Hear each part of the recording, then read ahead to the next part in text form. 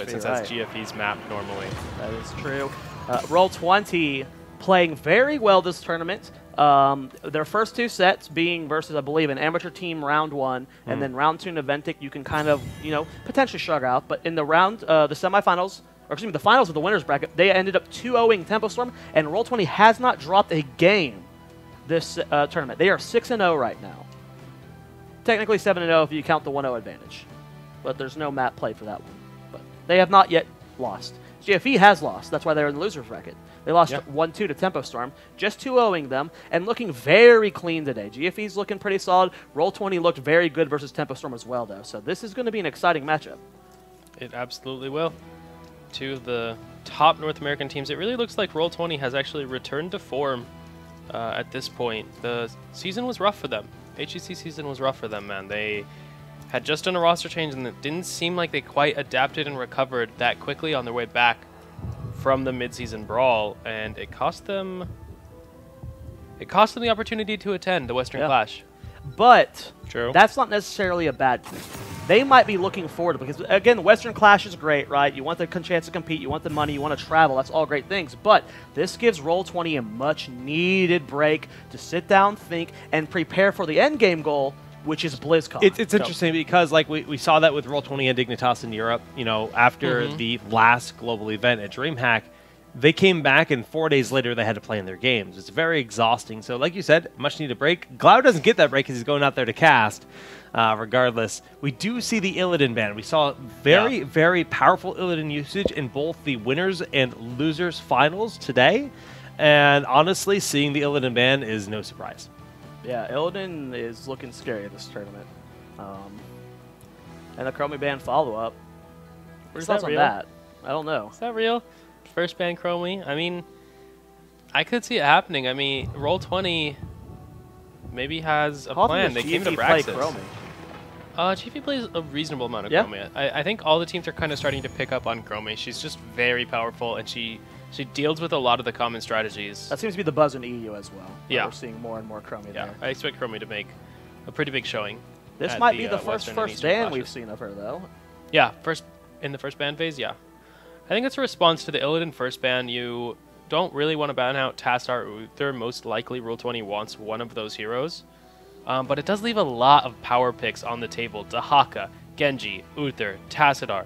All of those have been so contested. If GFE first picks Tassadar, we can see them run yet again, which they had Tracer. 2 crushing victories. Yes, Tassadar Tracer. And GFE has been experiencing a lot of pain from Tassadar, but a lot of success from Tassadar. So I'd be very surprised if they let it through. And yep, there it is. K1 Pro has had some amazing Tassadar play today. The force walls are always very perfectly aimed. The shield timings are always really well done as well. And then the snap Uther Dahaka. None of these 2 rotations make or shock me, right? These are pretty standard. Yeah, I mean, they're just OPs. You have your global for Braxis, hold that with Dahaka, and Uther is the best support in the game next to Tassadar. Tassadar is insane, for sure, and he's going to enable good play, one way or another, or from whoever he decides to play with. Could be the Tracer. Could be the Vala still. We haven't seen a lot of Cassia this weekend. No, we actually have only seen one game of Cassia, I believe. I think it was an Eventic that ran it, too. Yeah. Which they were running her in HSC. Quite a bit. I like Cassia a lot, but yeah, she doesn't. She's not as good as Vala, it seems. Genji's still available. That's Seems true. very, very likely. So is Stitches. Yep. I'd be really surprised after the games we've seen from GFE today if they didn't go Tracer. They've just had such good success. Does Tracer have like any weaknesses on Braxis holdout? Like, do you look at this map and think Tracer doesn't work as well? Yeah, I definitely think this is one of the maps where it's hard to find space for Tracer to operate. She doesn't roam between the lanes that well. It's okay, but then she can't defend the Zerg wave hardly at all, which is a big liability to spend one of your damage dealer slots on that. So GFE will not commit to the Tracer plan yet. They're kind of just running their standard Nubrak Genji dive composition, and the threat of Tracer is still kind of on the table here. It would be a little awkward. They would still need another healer, and managing the lanes would be tough. It would probably end up being a Task Tracer duo lane, and then a 3-man lane on the other side of the map, but they're at least asking the question, do you guys feel you need to ban Tracer here to Roll20? Yeah. Well, GFE wanted the dive to follow up with the Genji, and we've seen all weekend Calf Big fan of Anubarak, always has been, probably always will be, so no surprise with the Anubarak. What is Roll20 looking to ban here? They're hovering the Falstad. They want to deny the global. They have the Dahaka on their end, so they have that global advantage, and they know just last game versus Tempo Storm, GFE played Braxis Holdout, and they had Falstad, and those gusts from K1 Pro were pretty key to their victory. Absolutely. We've seen Gale Force pretty much the only team willing to run Falstad.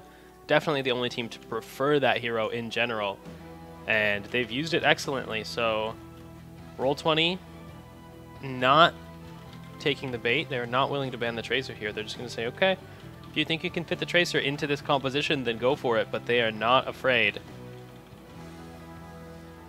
Well, we'll see what GFE's plan is.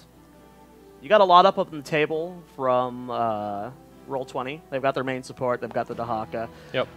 Most times in this situation, we've been seeing a target ban on Greymane, just getting rid of the most well-rounded damage. But they've denied the Oriole. And we actually just saw Tempo Storm play Uther Oriole duo support against them. And something about that they didn't like. Even though they won that game, they're wanting to make sure that Roll20 doesn't get it. Yeah.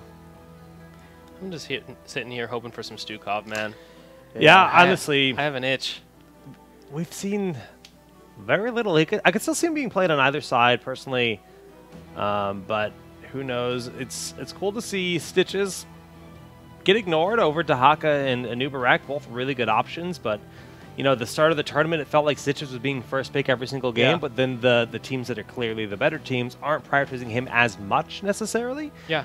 Do you think that's at all due to Braxis holdout or just situation? I think some of it has to do with the map selection. We've seen a quite unusual selection of maps from these teams. Braxis holdout being played so much today. Yeah, it's true. And only since the winter finals. Well, that's also because 3 of the 4 sets have had GFE in That's them. true, actually. They just kind of default to that. Yeah. So Greymane and Muradin were picked up. Those seem to be the standard go-to for range damage and tank a lot of the time. And pretty much a really standard composition for Roll20. There's no other way to say it. They've got the Dahaka for the global split soak. We've seen so much of him in this meta. They have the Uther, Greymane, very high priority, common healer and range damage dealer.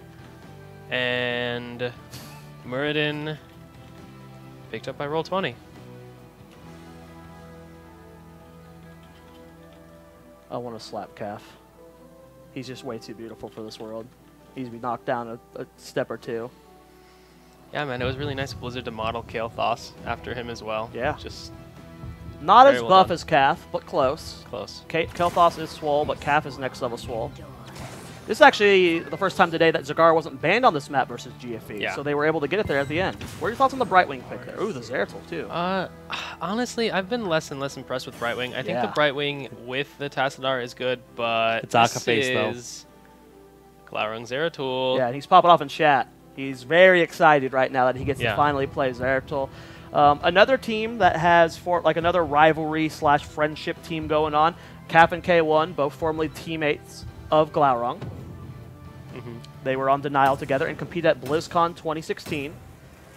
Did not do too well, and Glaurung was immediately removed from the roster. And then he went to a tournament that they didn't get to go to with a new team. So, glad Glaurung's found his success. Roll20 seems to be doing very well lately. Again, that slump, but today, man, they've been playing clean, and this is going to be a fun set. Fun set, guys. Again, weighted series, Roll20 up 1-0. Here we go, guys. Grand Finals. Here on the left-hand side of the map in the blue trunks, we have Roll20, Glaurung, Prismat, Goku, Buds, and Justin. Meanwhile, on the red side of the map, GFE going to be showing us that they can come from the loser's bracket. They can come from down 0-1 in the series and still take the victory home. They want this win at Bloodlust. We have Akaface, King Caffeine, Fan, K1 Pro, and Mike Udall over here on the red side. 4, 3, well, guys, 2, 1. Roll20, Dunk Train, you've competed in several tournaments. When you're on the loser side of the bracket and you go into a set down 0-1 in a best-of-3 and you lose game 1, let's just say Roll20 wins game 1, this game right here, and they're up 2-0, how hard is it mentally to come back in that best-of-5 series? Because they won the next 3 games. It all depends on the team, man. It all depends on the team. Some teams really seem to rally when they've gone 0-2-0. 0-2-0. 0-2-0. Yeah, so a lot of teams just seem to rally when they've gone 0-2 and suddenly turn the match around. And with you guys on Cloud 9, both Fan, K1 Pro, and CAF, you guys made a lot of great comebacks in your career, being down 0-3, you know, 0-2s. So yeah, we were well known for coming from behind in games and also in series. So I think GFE has a chance here. Even if nice they lose kill this on first game. Akaface there. Yep. Yeah, making his presence known. Sub-level, or sub-1 minute kill. Not super common. Doesn't really mean too much in terms of the experience, but it is a good, you know, message to send to your opponent. Like, hey, look, we're going to just rotate the Zeratul, put the pressure on, and we're going to kill you. Now, Duncan, a few games ago, you're talking about having the Brightwing as your off laner here, and on previous games, it was Brightwing solo support, but this game, GFE has the Tassadar, so it looks to be it should be faring a little bit better than them. You can rotate that Brightwing down and still have the Tassadar as a solo laner, or you can leave the Tassadar in the 4-man. You still have some form of support with that. Yeah, I think it's the Zeratul really that's kind of shutting down the Zagara solo lane that GFE wanted to have. Just too vulnerable to the Zeratul roam, so Zagara has essentially been escorted this whole game, and you're going to see GFE not really wanting to split up as much this game as they would like with the Zagara. For example, King Caffeine is up here in the solo lane right now. That's not ideal, and Zeratul's even going to go up there and pressure him. Yeah. First Zeratul of the tournament, by the way. I'm glad to get to see Glaurung on it. He is the OG, the original North American Zeratul, and he's always been a favorite on that character. Level 4 almost here for Roll20, the kill they got, and just a little better soak, as giving them about a half-level lead right now. Yeah, but GFE got on the beacons first, actually, and defended both for a little while. That 38% progress right when they spawn is pretty valuable. We will see them returned, but Van trying to make some plays on the bottom side. Meanwhile, on the top, we have Glaurung and Calf. Just a lot of little scrappy fights here and there between both of these teams trying to get control of these beacons. Yeah, and if Brightwing needs to teleport down here, they do have that option. Get a little bit late for that, though. Fan does have to dash on the point. Not able to secure it. Calf, though, is refusing to give this point up. Glaurung and Dahaka both bullying him as much as possible, but not able to do it. And we do see that the first camp of the game being started here by Roll20.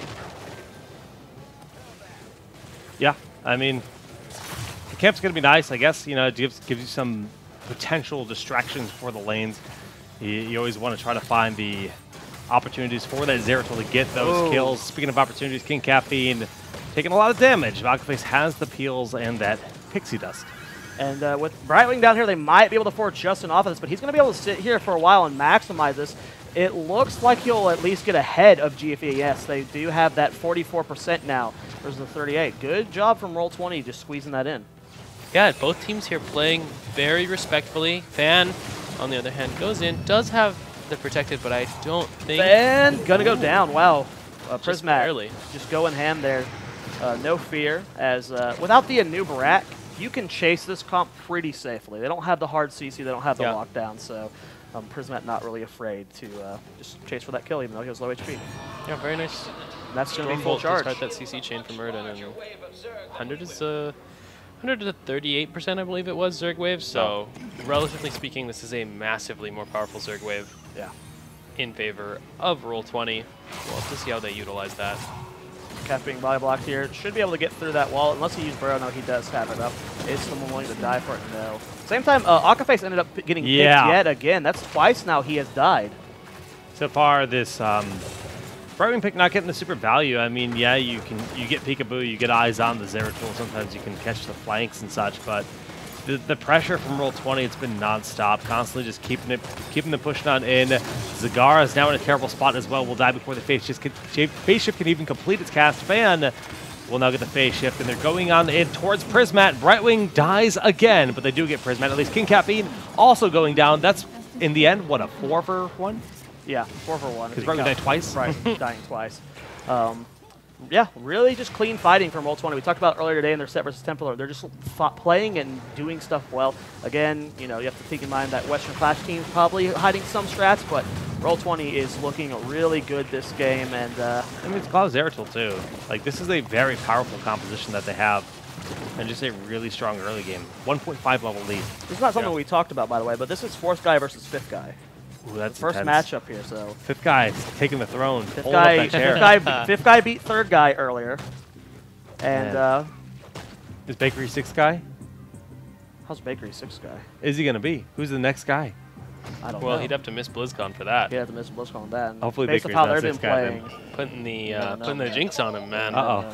The boss is up, and we immediately see the Genji team starting it. They are in the same talent tier. They are down 2 levels, but at least they're not at that talent deficit. And the boss is dying very fast. But Roll20 sniffs it out. They do scout it with Goku, but I think it might be a little too late. Justin and Dahaka going for the point. Nice polymorph. Is it going to be enough? No, the Dwarf Toss does get on the point, but both players are very low. Nubrak going to go down, and that looks like a big win for Roll20.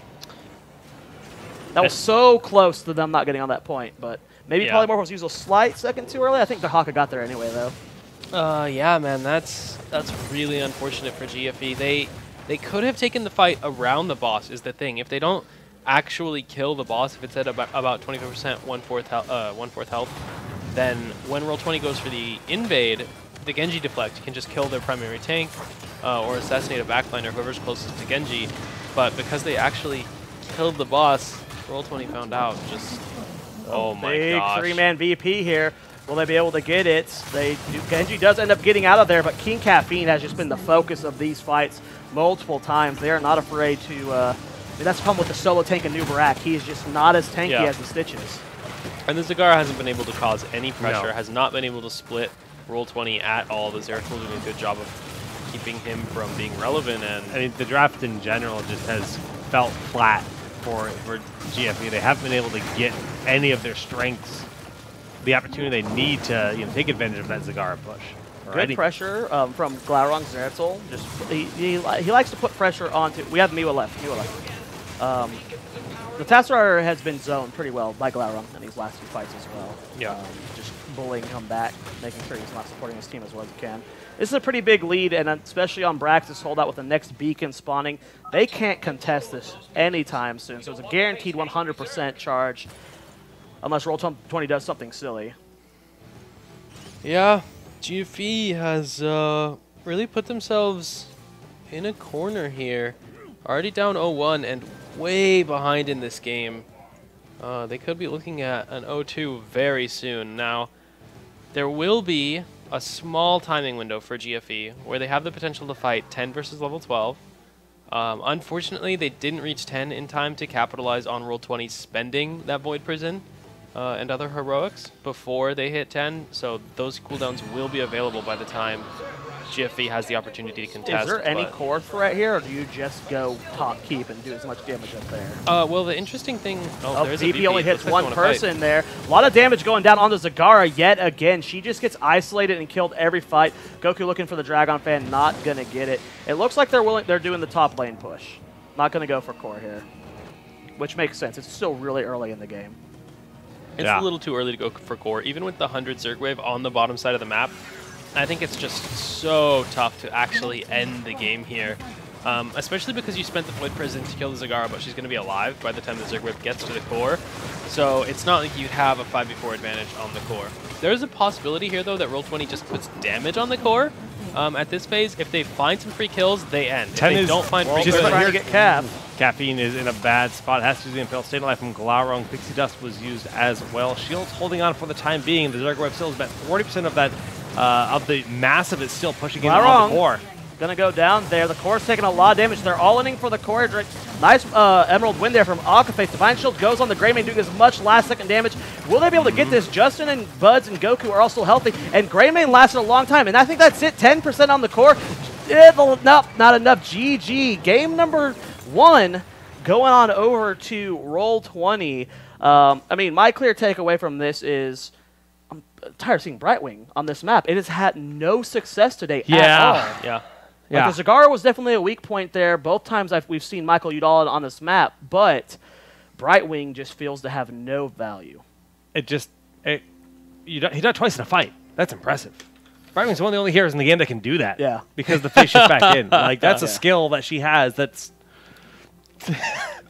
I mean, it definitely didn't look good. Like, Zagara on that map can be fantastic, but you need to actually win the objective to really get that full power, because that's when the push becomes kind of overwhelming and stuff, and you're looking to take away ammunition with her structures. But there was just such superior rotations in draft for Roll20 that there was never a moment where Gale Force Esports even looked like their composition was viable. And it's not to say that it isn't viable. It just didn't look viable that game.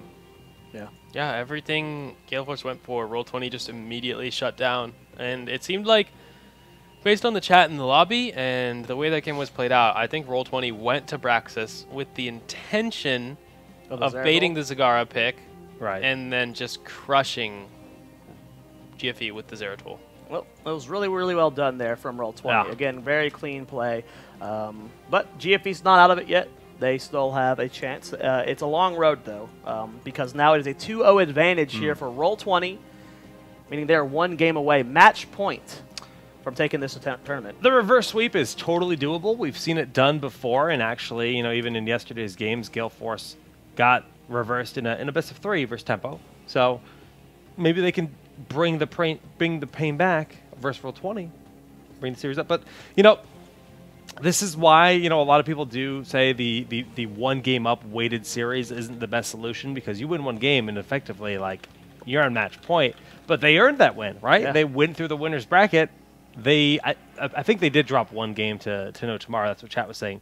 My bracket, maybe I misread it or whatever, but still have been playing insanely well this weekend, and they're looking good for that nearly 10K prize pool, 94.35. Not 10K, though. We Nearly. could get it to 10K. Maybe. We are $65. Sorry, don't do math. Caster math. $565 away from hitting that 10K prize pool, which will be the last stretch goal for the tournament, as well as make that an $8,000 prize for first place, $2,000 for second place. And this could be the final game of the entire tournament. We do have maps selected. Battlefield of Eternity, another two-lane map. GFE chose first pick, and Roll20 chose to go to Battlefield of Eternity, one of their staple maps in the roster. And we are almost ready to go. This could be a very quick grand finals if GFE doesn't show some life here in this game. My estimated schedule when I made the schedule was we'd finish around 9 to 11. That was the time frame. It's only 7:30. Yeah. There have been some stomps today. Yeah. Every set has been, I think every set was a 2-0 today. Yeah. And some of the games, that was sub 10 minutes. It was like a 9-minute game. Yeah, that was sub 10 minutes. So.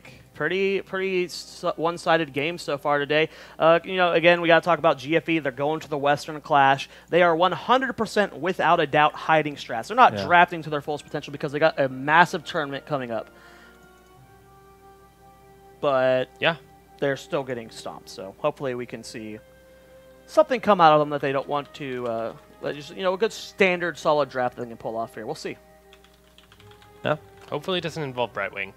Yes, please. No more Brightwing. Dunk, do you think that the Stukov solo there could have been decent? I don't know. I think the or did problem they have right TAS? They had TAS too, so it wouldn't have been solo. I think the Stukov TAS is actually good. It's just tough. Stukov is really going to be the wild card, I think, at the Clash. So if you're one of the Clash teams, it's really hard to justify picking Stukov because it means you're showing off your build early. You're showing that you actually think he's good because that's still up in the air. I mean, we don't know how many of these teams actually value Stukov. The only team I think we saw run a bit of him was Naventic. I'm sorry, No Tomorrow. Tiger JK. No Tomorrow, yes. Yeah, No Tomorrow was running a lot of Stukov games with the Stitches and Brightwing and other combos as well. Yeah. But they showed a lot of Stukov. Again, Roll20, playing very well, but they do have that advantage with the being able to draft however they want. They got nothing crazy coming up. Let's see what they plan on doing here. They are the ones that picked Battlefield of Eternity, so they're going to have some plan here. First pick going over to GFE, and this is match point. If GFE loses this set, they get second place. And guys, this is a top-heavy prize distribution for this tournament. Only first and second place get paid out, and it's an 80-20 split. So there's a massive gap between first place and second place. Yeah, first place means a lot to these teams here. Yeah, that's $10,000 almost right now.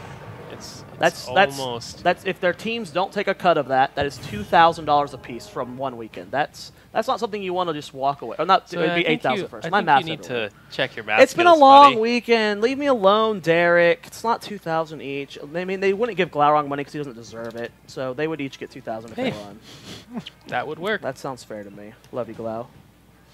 We're also All gonna try and right. do a winners interview after this. If we could. Yes, absolutely. That'd be cool to get one of either team in here, get them to talk about the event and stuff. With their first band, Task, by Gale the Force. potential follow-up. yeah, going back from those kind of unusual bands we saw in the last game towards the more traditional TAS Uther bands potentially. All right, so GFE with first pick here. Are you expecting it to be the Dahaka? I think that's very likely for GFE.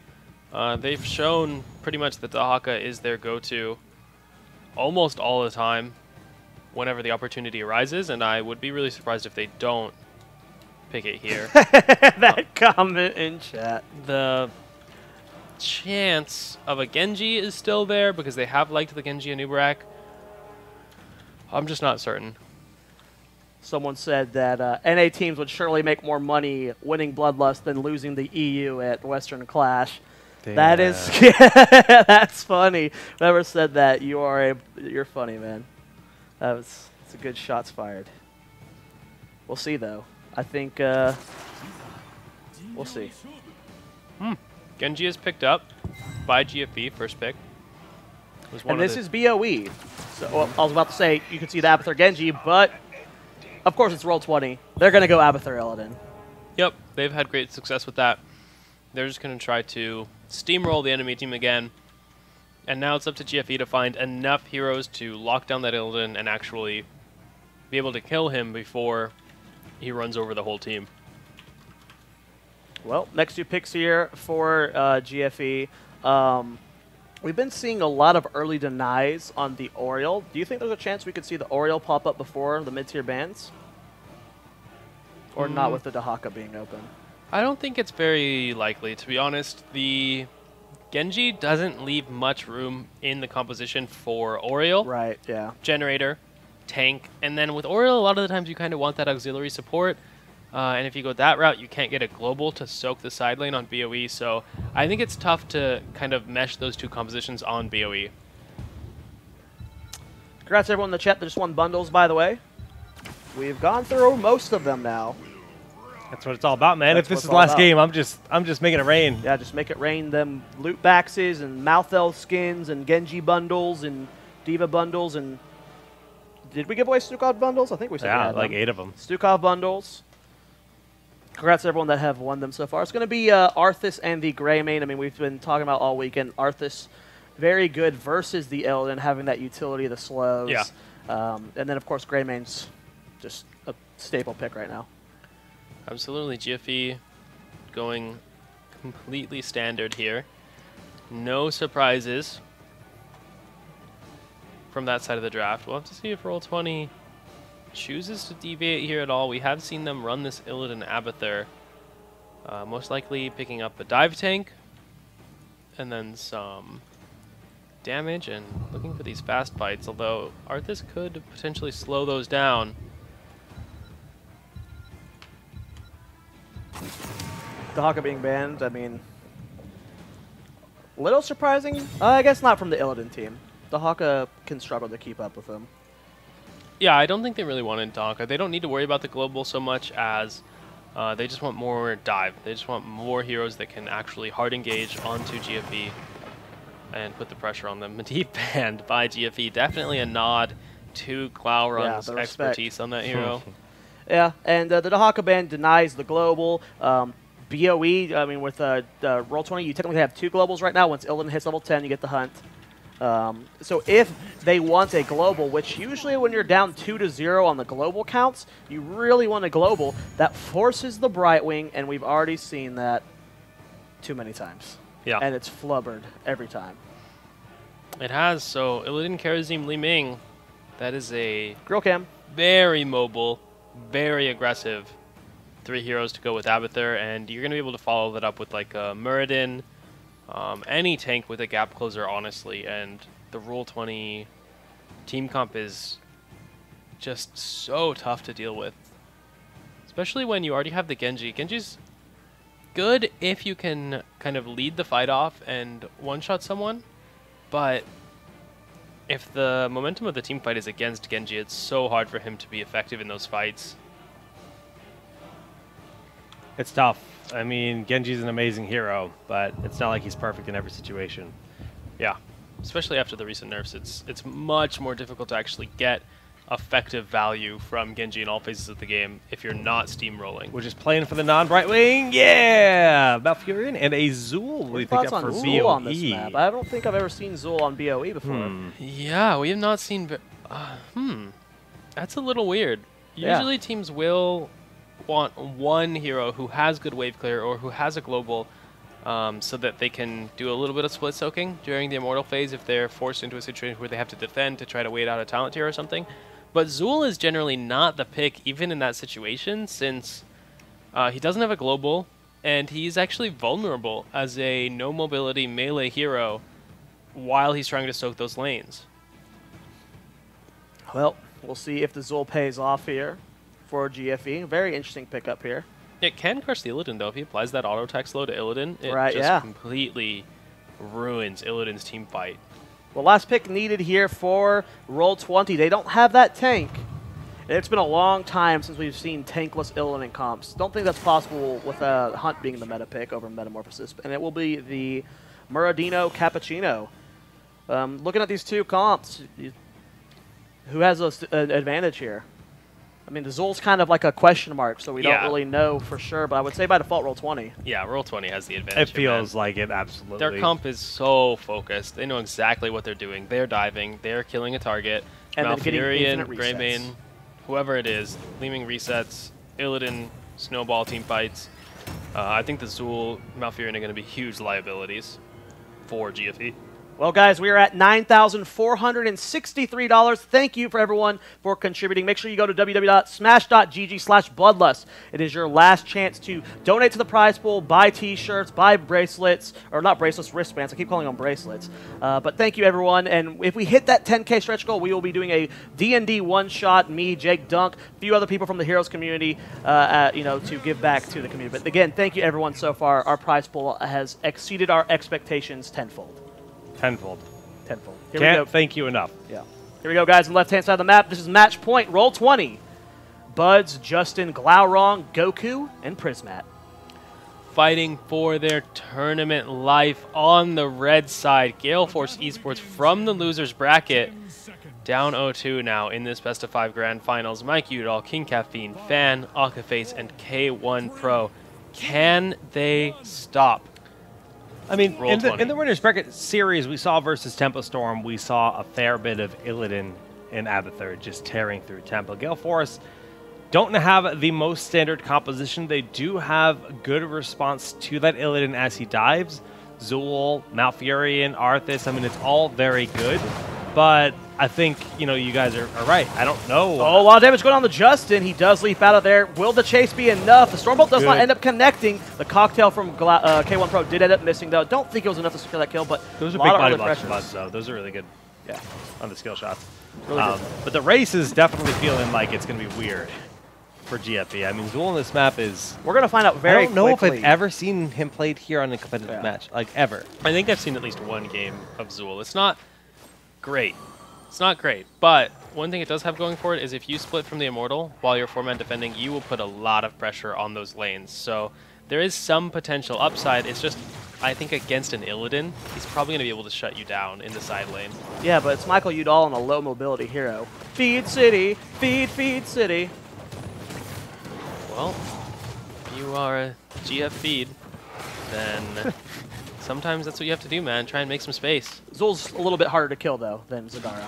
At least Zool's got a route to try and get Not away. as tough to kill as Tassadar, though. That is true. And thankfully, he's not in this game. Yeah, he was banned out.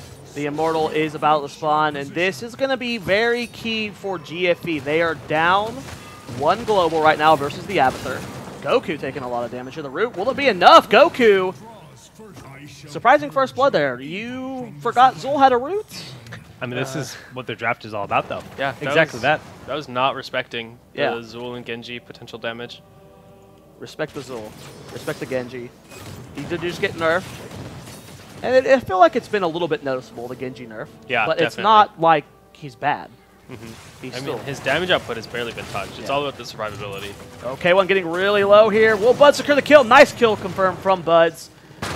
And right now, neither team pressuring the Immortals too much. No one is soaking bot lane at the moment for GFE. Akaface is rotating down, but he's going to miss a few minions because of this. You don't want to be doing that versus an Abathur. Every bit counts. This is definitely the kind of situation where Abathur could kind of take over the game, but King Caffeine and Akaface have found their prey. They're looking for a kill here onto Kerazim, but Buds is just a little Buds too is in mobile. trouble. I think he might. Yeah, Fanlot's got Ooh. that with the slows from King Caffeine. They were able Yeah. to keep up with that. He ran out of dashes. I was surprised. I thought he Yeah. was keeping one in the tank when he dashed out to Murden to then swap to Li Ming, but it seems like he miscalculated. This is a high CC comp. You got roots from both Yeah. Malfurion and Arthur, or actually all three of them are technically roots. So Zul, Arthas, and Malfurion all have CCs. You can't be greedy with your positioning, and that's happened twice now. Goku not respecting the Zul, and then Buds being that pushed up, trying to get more damage onto the Immortal. Oh, You get and locked down.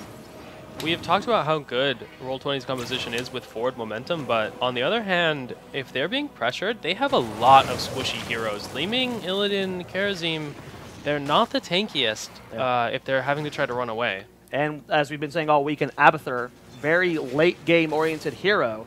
Start getting steam once you get those level 10s, but if you're behind as Abathur, it makes it very difficult, especially on a map like BOE that's very snowbally.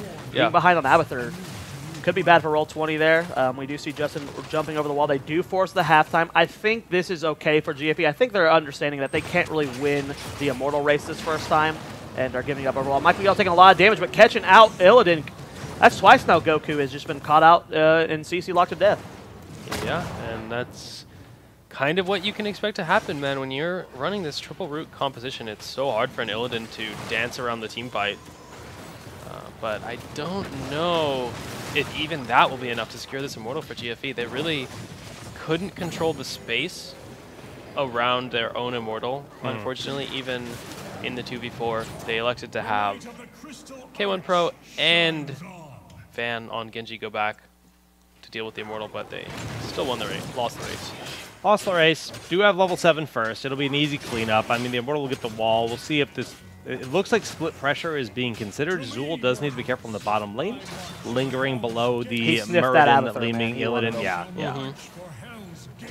Well, big push coming out here from Roll20. I mean, we're seeing that more commonly, that teams are deciding to split off from the first Immortal. Michael Udall getting dived on. I mean, we talked about this dive comp. They're going to go over the walls. They're going to get those kills. Zul, low mobility character. You got to respect it. Yeah. Goku dodging those roots. Just trying to get out of there, bait some cooldowns. Very nice usage of that dive. And I don't think GFE can contest this now. They have to wait for Mike Udall to be back. Yeah, he's walling back now. Minions are being cleared pretty quickly, though. The Arthas plus the Malfurion doing the best they can with their wave clear. Not the most optimal, but they were able to clear that up. You're not going to be willing to fight underneath a team's fort 8 versus 8. You know, you don't have a significant advantage, so they wisely back out there. This is as ideal as it would get for GFE. They knew they weren't going to win the race. They lost the Immortal. I believe they probably lost a front wall on both sides. Yeah. You can pan to the right a little bit. Okay, we see it on the screen. Yeah. So both walls are down, and I think that's fine for GFE. Yeah, they're okay with this. Their composition is good in the early game because of the chain CC, but overall on BOE, it's a little hard to get ahead if you can't guarantee you win the Immortal race. And once they lost that first half so handily, they definitely had to go for the split push strategy. Glaurung has the Zul root on him, though. K1 Pro diving on him and gets deleted. That was clean. Oh, that was a really good initiation from Michael Udall. Roots attempted a little bit late there from Akaface. Buds is still low. Howling Blast also throwing up no success, but Fan does dangle that corpse almost over the edge. And 9-9 has been locked in. You do have to remember Mule can be impactful. You know, the Zul pressure is kind of slow, and if it's cleaned up and stuff, that Mule will keep our eyes on how much value it does get at level 7 for Abathur. Yeah, there is going to be a small window here where GFE has 10 and Roll20 doesn't as the Immortals are spawning. It might be big enough for them to force the halftime, but they'll have it definitely by the second half. Roll20 is not that far behind. Yeah, no, it's very close. Should give GFE a small lead, though. If Roll20 sniffs out that GFE's all on the aggressive side, you can see they'll rotate up and hit GFE's Immortal, and GFE's not in position to defend this, really but this fast. is okay. They still got a lot of That was really advantage. fast. Yeah, McGraymane is a lot of DPS there. Zul Root going out on the Justin. Do they have the burst to take him down? Malfurion Roots follow up. They do have those heroics. Not willing to use Twilight Dream for it, but they still secure the kill. They almost stopped. It looked like, you know, they had actually miscommunication. Maybe they thought Grayman was getting the last shot. Yeah. Fortunately, the Genji auto attack's basically another ability for him, and it does do a lot of Big Twilight Dream hitting all 4 members there in the Zul combo with it, doing a lot of damage. That Nova did so much DPS. Divine Palm is good, but is it good enough to keep Goku alive? Glaurung down to 200 HP. The last Shurikens will hit and connect. Buds, the last member here in this fight, will die, and suddenly this Zul on BOE is looking fantastic, Dunk. Yeah, I mean, was nuts. You're going to get engages. It's going to be with the Root. And Michael Udall talking a little smack here. He did opt for the W build with the Zul and even took Weaken at level 7, which is going to dramatically reduce the Illidan's auto attack speed. Goku is going to be I love it. That's what pretty it's all about. useless in these fights. No, it's really cool to see that. Yeah, and during that fight, that sick combo between Aquaface and Michael Udall, they still killed the Immortal while killing everyone else. The Immortal died before the fight was over, and they weren't even focusing the Immortal, just from all the AoE that went down. It's kind of crazy, actually. Really cool how that happened. Glaurung with a weird flank here. Might get cut out. The Howling Blast did not end up connecting there, but his Blink was down, and that is an interesting flank from Glaurung, but he's going to get killed. The kill onto Malfurion there. Fan in a lot of trouble as well. This is where Illidan shines the most in these cleanup situations, but Fan's trying to get the pop off as well. Prismat on the Illidan clone, trying to clean this up. Palm does proc on Buds. Will he be able to get out of there? The Zul Root is down with Calf and Michael Udall here.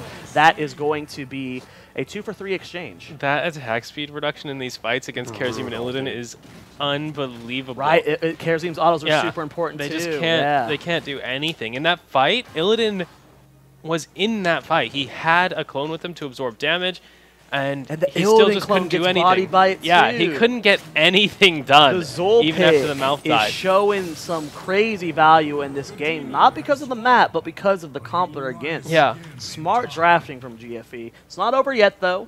Despite despite the Immortal win there, they only got a single fort out of it. 12 to 5 in kills. 12 to 5 kills. Wow, and we thought the other team would be getting more kills. Yeah, and they are so far. It feels like they should be so far ahead, but because of that Abathur, they're just barely over 1 level lead. Yeah, I mean this is GFE with a CC comp though. Like this is where these guys thrive. They love these team fighting, killing, blowing up target comps, and they're doing it pretty well. Roll20 needs to learn from that last fight though. Do not clump up under Zul and Malfurion, or you're gonna have a bad time. Yeah, that's to be expected. They wanted to take the fight on their own Immortal, get the advantage of having those stuns and swipes, but it doesn't quite work out if your whole team eats Twilight Dream Poison Nova. Luckily for... Dude, that was so much damage. That was sick. Yeah, luckily for Roll20, they will be on the even talent tier for this next Immortal phase. Probably only 1 level of stat differential as well, so Roll20 has another opportunity on even footing to kind of find their way back into this game. They would like it if the Immortal phase was very slow, very delayed, but I don't think that GFE is going to give them the opportunity to take advantage of their Abathur. Well, they are on even tier for this Immortal phase. Last Immortal phase, they were down 10 versus 9 at the first half. They reforced that fight. It didn't go well, but they are even right now when it comes to the talent tier. So this is a pretty important fight for Roll20. If they lose this Immortal phase as well, that's going to be a struggle uphill battle for them. They desperately need to win. It gets spicy. They're not at risk of losing a keep unless they just get bodied in a team fight, or they shouldn't be since it's going down that bottom lane.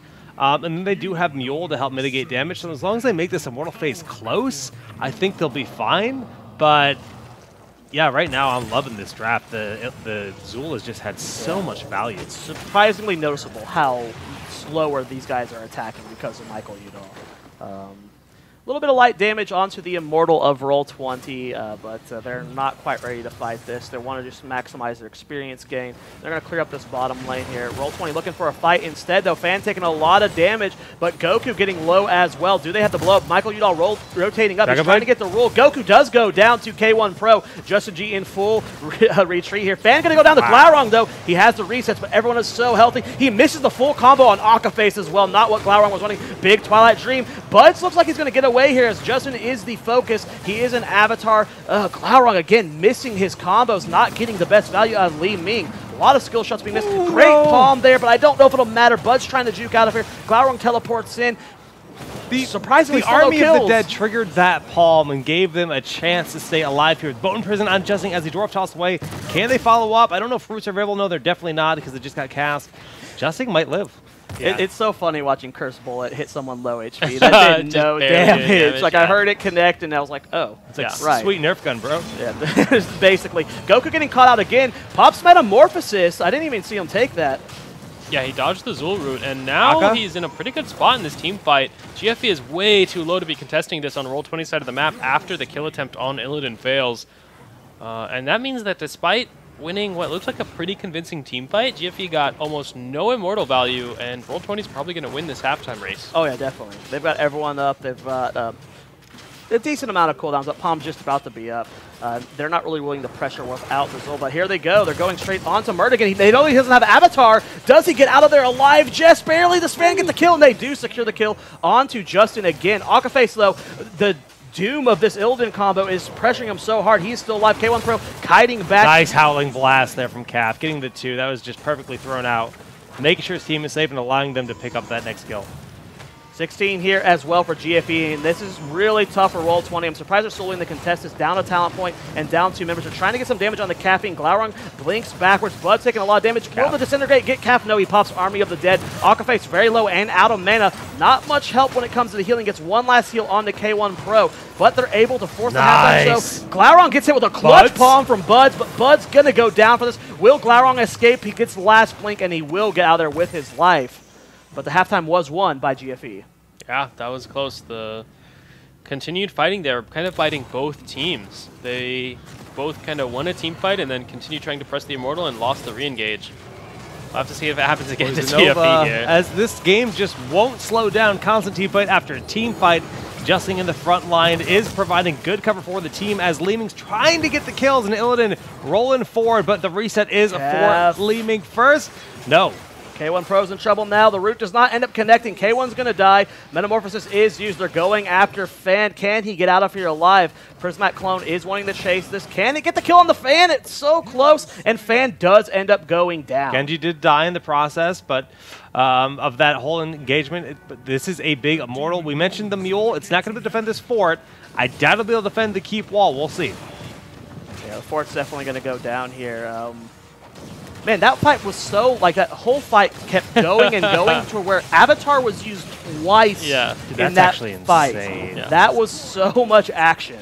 Both of these teams just relentlessly engaging on each other. And the crazy thing about that is GFE came into that set of fights with a 1-level lead. They come out with, again, just about a 1-level lead, but Roll20 managed to basically skip a whole period of time where they would have been down talent tiers trying to contest objective by just continuously fighting and actually trading kills with GFE.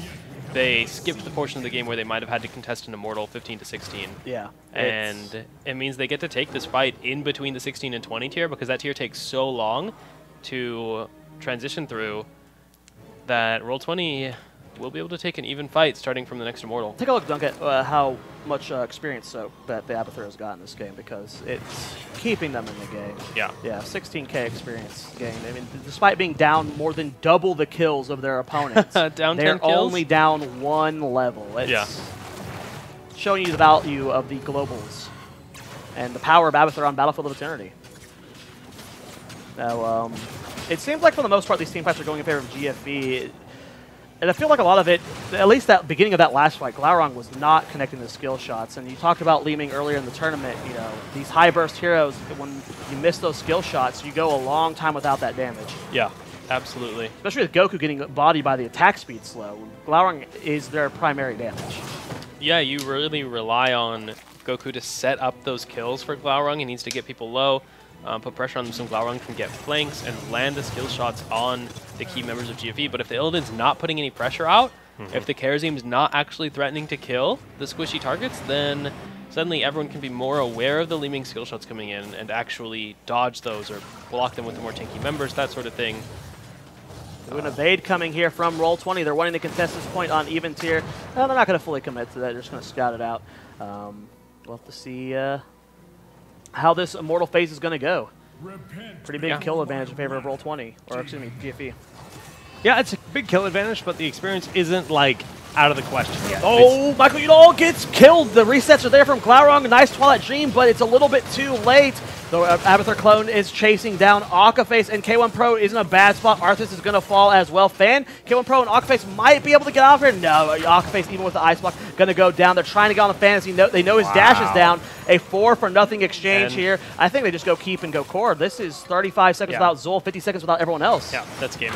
Holy crap. Just like that, Roll20 turns up the heat. They're going to get the kill on K1 Pro. They need to kill the keep before they can do anything else. The sprays are coming out, and this is their march to be the Bloodlust champions. Yep, they are getting closer and closer to that core.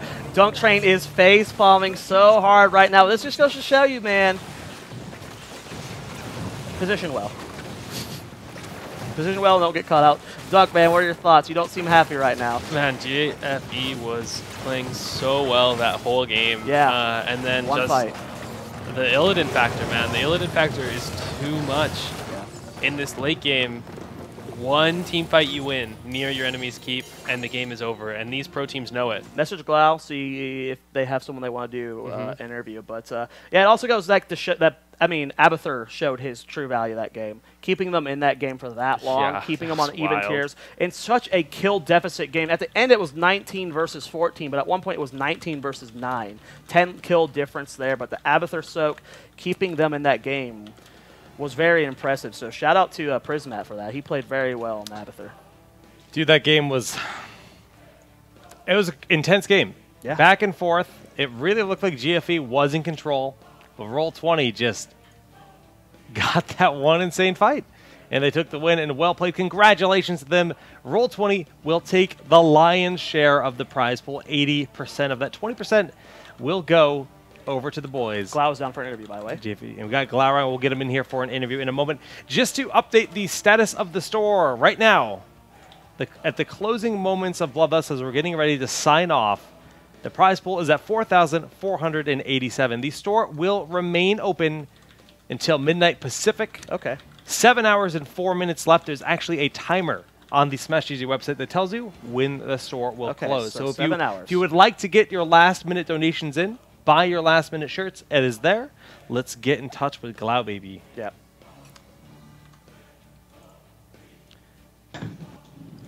Hello? Glau! Oh, I love your hair, dude. That looks dope. Thanks, You trying to bro. blend in with I the got Swedes? you. You trying to betray us? What's going on? Oh, he's trying to defect the Fnatic.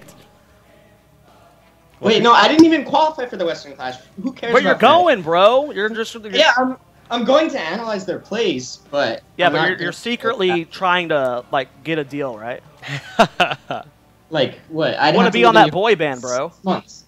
Wait, I could be like a special guest. You know how there's Yeah. featurings on boy bands? It would be like the Backstreet Oh, Boys yeah. featuring Roll20 Glaurung. That'd be good. That would be dope. How are you feeling after that victory, man? You guys do not drop a single game this entire... One game. Oh, wait, they did? Yeah. Yeah, we lost Oh, when right. I played Chen for the first time since we lost to MVP back in like 7 minutes at BlizzCon. I hadn't played Chen until then, and he got reworked, so I was inting. So I apologize for my team on behalf of my Chen pick back in the first round of the tournament. Otherwise, it was a pretty good, clean event. I liked Bloodlust. Thanks for running it, guys. Yeah, man, thanks for playing. So, I mean, overall, looking at the current meta, looking at NA going into the Western Clash just a few days from now, what are your overall thoughts on it? Because naturally, Roll20 didn't make it in, but yet you guys came out and you won the event today. So, where's NA stand? Well, about the Western Clash, the thing I'm most worried for is not cursing on camera. So, outside of that, I don't really care what happens as long as there's good games. I have a slight preference towards NA, but I like Fnatic too, so if they win, and I like Lurid, I don't know Expert, but I assume they're cool too. But I hope we just get to watch good games so that I have an easier job as an analyst, because to be honest, it's going to be kind of scary, Hey, I think. I think you'll live up to the shoes of Fifth Guy. We believe in you, man. Hopefully. Wait, Fifth Guy hasn't existed. I'm Fifth Guy. Yeah, Fifth Guy you was are fan. Fifth Guy. You're living. You're gonna Okay, live up gotcha. to it. Of the title that you Yeah. have now I think inherited you got as this, Fifth man. Guy. Yeah. Okay, gotcha.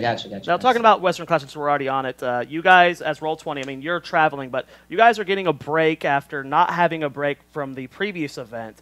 How are you guys are taking this time to, just kind of reset and cool down? I mean, you're clearly not stopping Heroes because you're crazy, but what's the team up to? Have you guys been scrimming and stuff?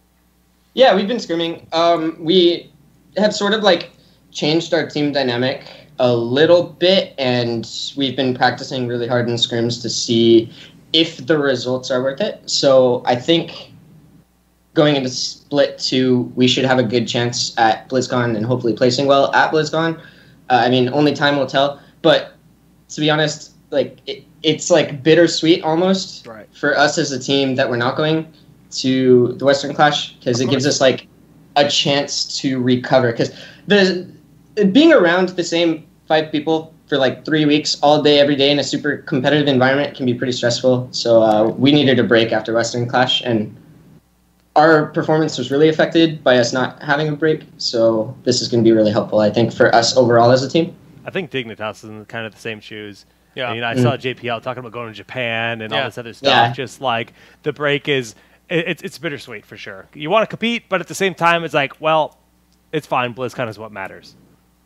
Yeah, I mean, it sucks to say that a $100,000 prize pool tournament doesn't matter, because it obviously does matter. Right. And it sucks to not play at the Western Clash, but BlizzCon is the end goal. So overall, like, atmosphere and team happiness is like the steps we need to be taking first. So obviously, this crowd-funded. What did we reach, by the way? It will keep going till the end of the day, West Coast time. We're at $9,500 right now. Okay, well, am I allowed to curse on this broadcast? Say what you want, Hell man. yeah. Okay, well, the community is fucking awesome. So shout out to you guys for raising this prize pool. And yeah, that's all I have to say. But good games, guys. Thanks for running this great event. And Are you Zoya? ending this interview? Wait. I have questions for you, bro. Why are you ending this? I don't want to talk to you guys anymore. I'll be honest. Okay, fine. I want to go to the arcade. I have plans to go to an arcade, and I'd much rather be playing Missile Command than talking to you right now, Zoya. Serious All question. right, all right, man. Serious fine. question before you go. But I had, what was the thought I was saying right before you so rudely You were gonna interrupted shit me? talk. Zoya? First he's ending the interview, and now he doesn't. He wants Now to he keep it doesn't going. want that. You were about to shit talk me. I could smell it I coming. can feel the shit talk coming towards Zoya. I had something important to say, and you're not letting me get my point across. So I feel love like this. you're toxic right now, and Oh, I'd my like to bad. leave. So goodbye. Damn! Glowering, everybody. What a Mike. baller. Mike is freaking hilarious. Yeah. Glowery's a good guy. He's bringing it back to the casters what we give to the players. He just during got, like, Bloodlust every year. $1,900, $1,800. He's gonna go spend all that at the arcade.